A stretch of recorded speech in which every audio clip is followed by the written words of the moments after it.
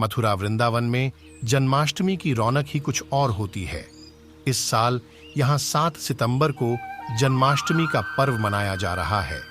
श्री कृष्ण जन्माष्टमी का पर्व हर साल भाद्रपद मास की कृष्ण पक्ष की अष्टमी तिथि को मनाया जाता है।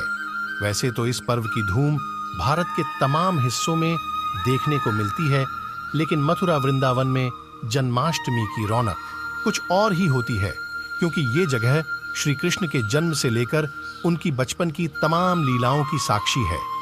यहाँ के लोगों के लिए श्री कृष्ण सिर्फ भगवान नहीं है, बल्कि उनके लल्ला भी हैं, जिसे प्यार से वो कान्हा, लाला, कन्हैया जैसे तमाम नामों से पुकारते हैं। हर साल जन्माष्टमी के मौके पर यहाँ के सभी मंदिरों को विशेष तौर पर सजाया जाता है। कई तरह के खास आयोजन होते हैं। इस साल मथुरा वृंदावन में जन्माष्टमी का पर्व 7 सितंबर को मनाया जा रहा है। इस मौके पर बांके बिहारी के लिए खास पोशाक तैयार की गई है, जिसकी कीमत 1.5 लाख रुपए बताई जा रही है। वहीं श्री कृष्ण जन्मभूमि को चंद्रयान 3 की थीम पर सजाया जा रहा है। आइए आपको बताते हैं कि जन्माष्टमी की कथा क्या है। भगवान श्री कृष्ण विष्णु के अवतार हैं। माना जाता है कि जब धरती दुष्टों के बढ़ते अत्याचारों से परेशान हो गई, तो भगवान विष्णु के पास पहुंची। भगवान विष्णु ने धरती को आश्वासन दिया कि वे पृथ्वी पर स्वयं अवतरित होंगे और उनके कष्टों का निवारण करेंगे। जन्माष्टमी कब और क्यों मनाई जाती है?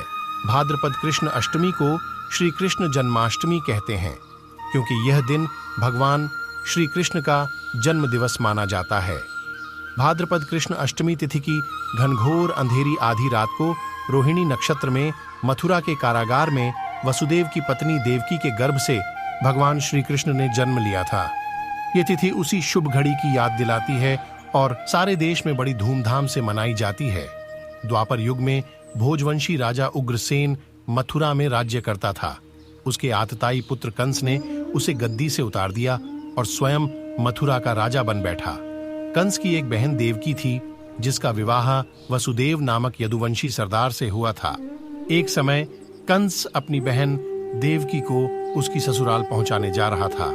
रास्ते में आकाशवाणी हुई, हे कंस, जिस देवकी को तू बड़े प्रेम से ले जा रहा है, उसी में तेरा काल बसता है। इसी के गर्भ से उत्पन्न 8वां बालक तेरा वध करेगा। यह सुनकर कंस वसुदेव को मारने के लिए उद्यत हुआ। तब देवकी ने उससे विनयपूर्वक कहा, मेरे गर्भ से जो संतान होगी उसे मैं तुम्हारे सामने ला दूंगी। बहनोई को मारने से क्या लाभ है? कंस ने देवकी की बात मान ली और मथुरा वापस चला आया। उसने वसुदेव और देवकी को कारागृह में डाल दिया।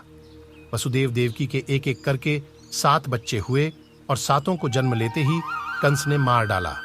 अब 8वां बच्चा होने वाला था। कारागार में उन पर कड़े पहरे बैठा दिए गए। उसी समय नंद की पत्नी यशोदा को भी बच्चा होने वाला था। उन्होंने वसुदेव देवकी के दुखी जीवन को देख 8वें बच्चे की रक्षा का उपाय रचा।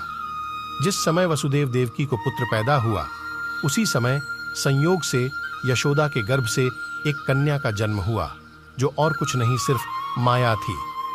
जिस कोठरी में देवकी वसुदेव कैद थे, उसमें अचानक प्रकाश हुआ और उनके सामने शंख, चक्र, गदा, पद्म धारण किए चतुर्भुज भगवान प्रकट हुए। दोनों भगवान के चरणों में गिर पड़े। तब भगवान ने उनसे कहा, अब मैं पुनः नवजात शिशु का रूप धारण कर लेता हूं।